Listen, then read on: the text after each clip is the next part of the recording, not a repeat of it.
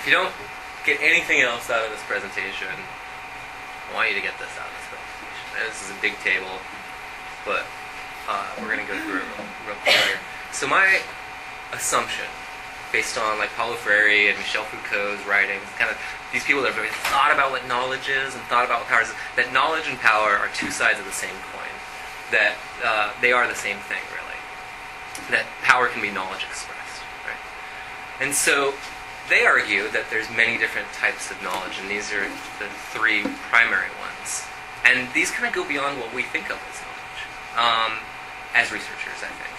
I'm kind of lumping researchers into a major category here, but I mean, we really see this first one, representative knowledge, being knowledge. This is like data, facts, figures, And the power corollary of data is advocacy. So you can use data, you can use facts to advocate for your cause.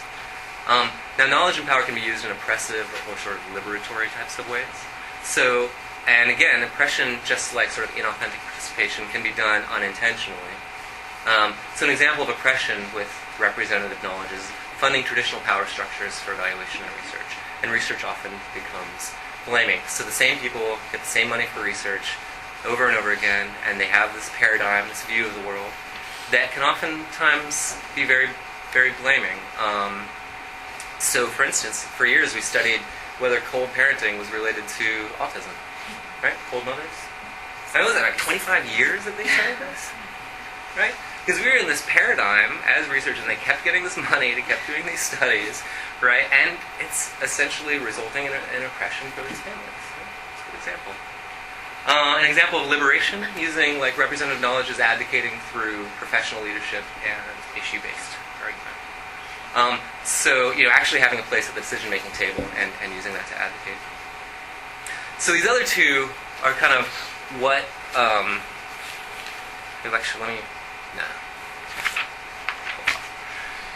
So these other two we don't really think of as knowledge very much as researchers. The first one is relational. So this is sort of how people relate to each other, how they understand each other, and how they share each other's perspective. And the power corollary here is organizing and mobilizing. So I kind of wish Tamara was here from Youth in Action, because I think that these advocacy groups really create this relational knowledge. This is what they do for a living. This is their value in the world, is creating relational knowledge and then using it to organize and mobilize to create change. An example of oppression here would be non-decision making. So basically not even allowing people to relate by not even including them at the table at all. So if you don't hear their voices, you don't have to relate to them, and then you don't have to sort of think about the world through their lens.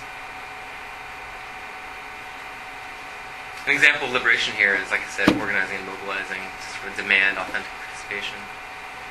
Does that one kind of make sense to you guys?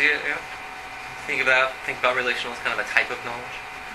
And then the last one is a little bit even more abstract, and this is reflective knowledge. And this is basically the paradigm through which we view the world. It's the awareness of a problem and reflection on its roots and context. So while representative knowledge is the what, and relational knowledge is the who, reflective knowledge is the why. And this is sort of like how we view the world. And the power is expressed here through a controlled consciousness. And there can be sort of insidious blaming, shaming, and stereotyping as family members or consumers as being incapable or powerless. And this can be really insidious. We don't even realize we're doing it. But it affects our research and the work we do. An example of liberation here would be critical reflection, awareness building workshops, empowerment and action. So really trying to bring people's consciousness up. This is one of my favorite examples of using reflective knowledge to create social change. I just think this is brilliant. You guys have probably seen this photo before. I was lucky enough to be able to meet and work with Reverend James Lawson in Nashville, Tennessee, who was one of the leaders of the civil rights movement and was one of the first people to lead sit-ins actually in Nashville, Tennessee. The civil rights movement, the way they worked towards creating reflective knowledge and then using it in a powerful way is just brilliant. I mean, this photo is absolutely brilliant. Right? So you have this sign here, I am a man, so it's very obvious, right? They're stating, I mean, that side of it is obvious, but there's some things that are not so obvious here. The fact that they're stating they're a man implies that people who are against them believe that they're animals or that they're boys, right? And so it's creating this consciousness, not only of them, but it's creating consciousness of those people who are opposed to them. I think the the soldiers on the left-hand side, the tanks on the right-hand side send a very clear message. And then they were very intentional, where they would always have white people also in these organized marches who didn't have the sign. Or they didn't have to have the sign. Right?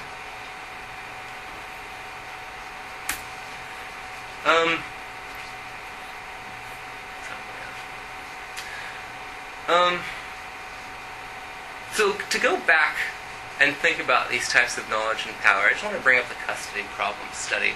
So remember, I was telling you we collaborated with the Oregon Family Support Network to kind of create data, and then we brought that data to the table, and we were able to basically use then representative knowledge to kind of create some social change. And that was nice.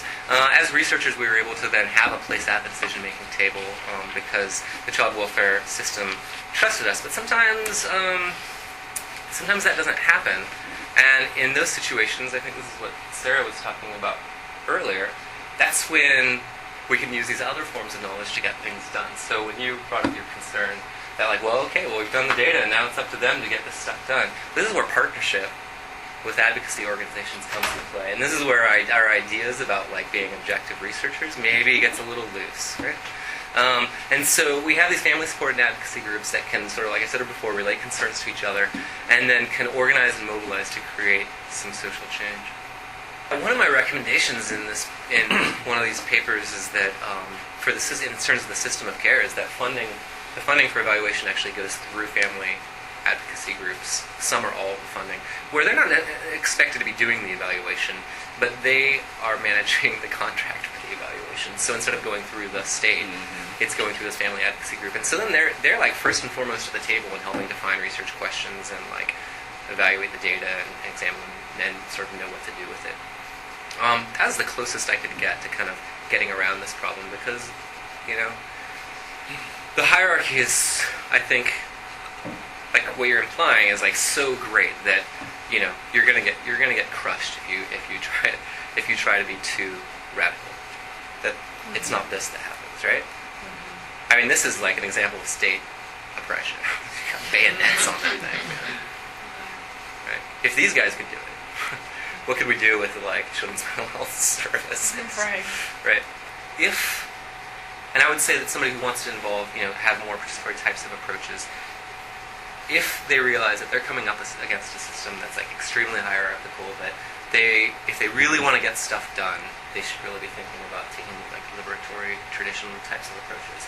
And the two main things that I think you can do to be a good participatory action researcher, and maybe this is on one of my slides, but I think the two things you can do is to study community organizing and to study adult education techniques. I think those are the best ways that we can become researchers. I think what's less important is, but I think still good, what's less important is what is being done much more frequently, which is trying to teach the community to become good researchers. Right? So we had this whole thing, we have involved family members, and I'm teaching them evaluation techniques and everything, whereas the whole time I'm not realizing that I have a lot to learn from them. And realizing that as a researcher who wants to be participatory, that you have a lot to learn from the people that you're working with, that they have skills and knowledge that they can bring to the table. Yeah, and these are sort of, I guess I didn't have bullet points that answered. It was more bullet points that questioned. And I think these are good questions to ask ourselves every time we engage in a new research project. That I think gets to the heart of whether we're being participatory or not. Who developed the research questions, I think, is the primary question we should always be asking ourselves. Whether the knowledge that we're generating is useful, and for who and how it could be used. Whether there's any sort of organizing or mobilizing component, and whether there's any plan for sort of continually reflecting on the research findings of the entire community, or even the research process with the entire communities. Well, Mike, that's some good stuff. That is, I think, going to influence a lot of our thinking as we move forward. Just perhaps overtly, perhaps subtly, but I really appreciate the fact that you brought this in front of us. Thanks for listening. Great.